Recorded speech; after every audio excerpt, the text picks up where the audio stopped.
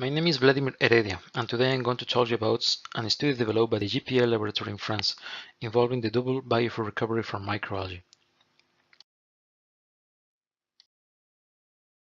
First, the context. Generally speaking, biofuels have been actively present in scientific research since the beginning of the 21st century.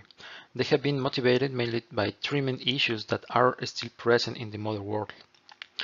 Biofuels for microalgae can be considered part of the technologies known as bioenergy with carbon dioxide capture, recommended by the IPCC. However, it has been also recommended to limit their use in order to avoid some drawbacks. Therefore, if this technology meant to avoid these drawbacks, the process involved must be optimized and/or intensified. Also, it's important to consider the concepts related to circular economy and biorefinery approach, mainly regarding the biomass valorization. The process it is necessary to produce the raw material.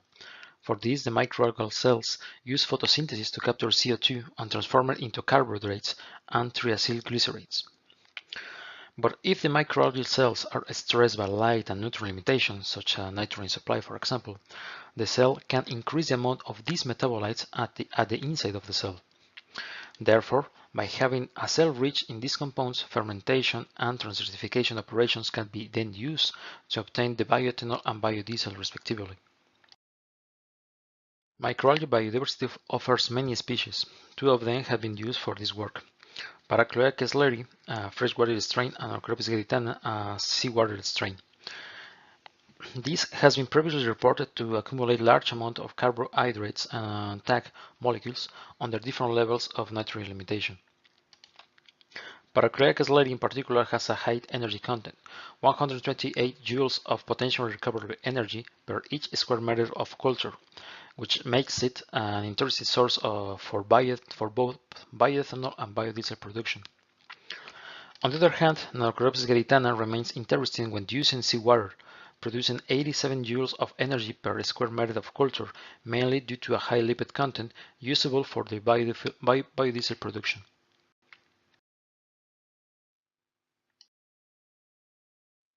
If we aim to recover both types of liquid biofuels, the wet pathway process remains quite interesting.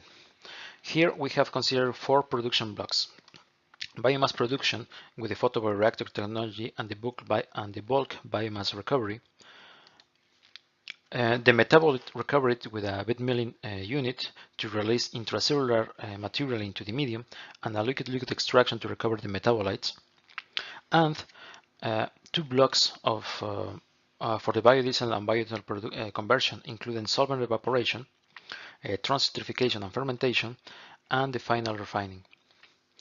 Each of these operation units include their energy ratio, inputs and outputs, to be able to calculate at the end the net energy ratio of the entire process.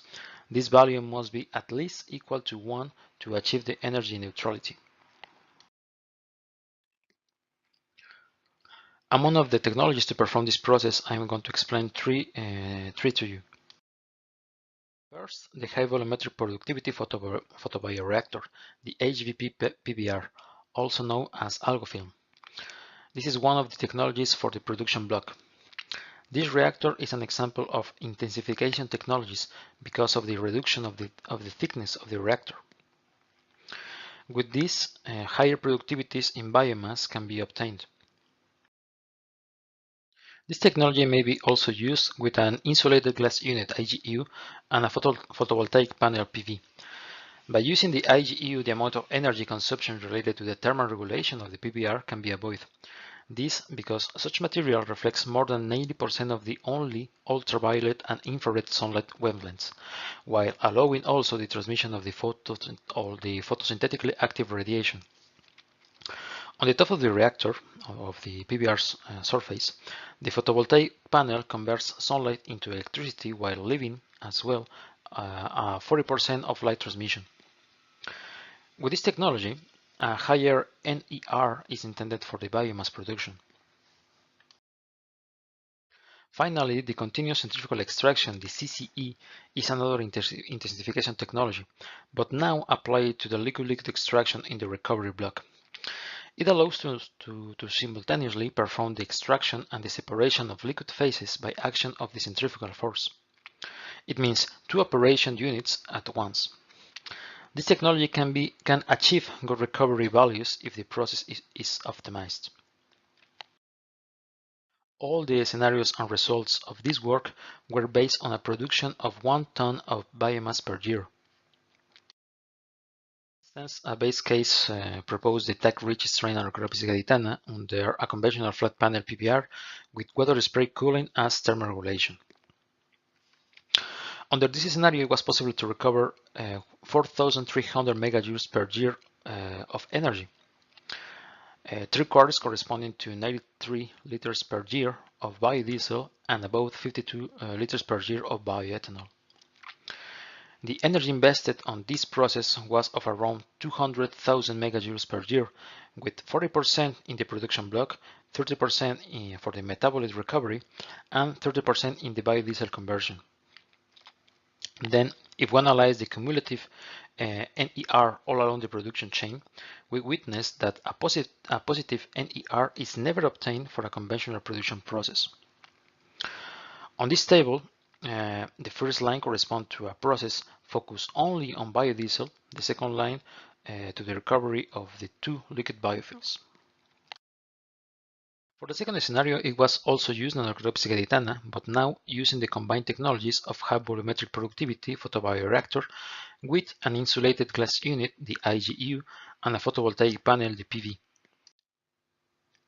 With the high productivity associated with this PBR system, the volume and the depth of the PBR were reduced, but also the illuminated surface was increased. This allowed also to increase the output energy of the process, mainly due to a larger surface usable for the photovoltaic cogeneration. Similarly, the avoidance of a thermoregulation substantially reduced the energy input required for the production block, underlying the effect of the downstream processing. For the cumulative NER, now the production block has enough positive NER values to be amortized by the inclusion of the downstream processing. Again, in the first line is for the biodiesel production only, and the second for the two liquids biofuels.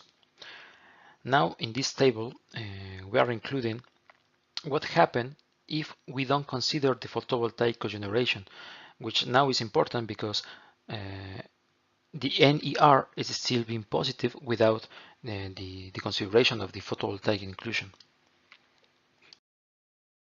And the last scenario, it was now used parachloride slurry, which was rich in both carbohydrates and tag molecules, and also using the technologies of the previous case scenario.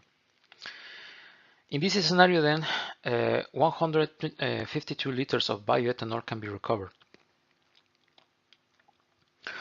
almost 3 times more than when using Anacorapis gaditana. This as consequence of the different physiological composition of parachloride slurry. Also, the biodiesel production was reduced in 30%. These results represent an increase of about 20 more volume of liquid biofuels at the end of the process. The amount of photovoltaic energy was reduced in 30% as consequence of the productivity performance of parachloride slurry, but this value is still a valuable input. The cumulative NER along the production chain is slightly changed indeed. Again, highlighting the significant losses due to the downstream processing, mainly in the recovery block.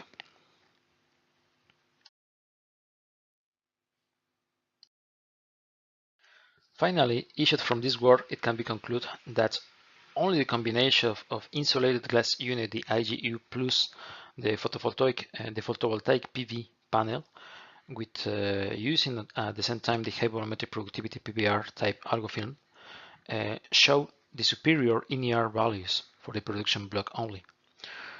Also, the photovoltaic PV cogeneration is essential to obtain the NER superior to 1 in the process. Indeed, these values could sustain the energy consumption for the entire recovery block. Also, we can conclude that the dual bioethanol and biodiesel valorization from parachloride slurry increases the total volume of recovered biofuels. The downstream processing blocks, in particular the distillation and the milling operation units, which data has not been shown here, are the most energy intensive and therefore other alternatives should be searched. Finally, a perspective linked to the life cycle analysis, the LCA, is needed to complete the sustainability perspective. Such analysis is in progress. And that's all. Thank you very much for your attention.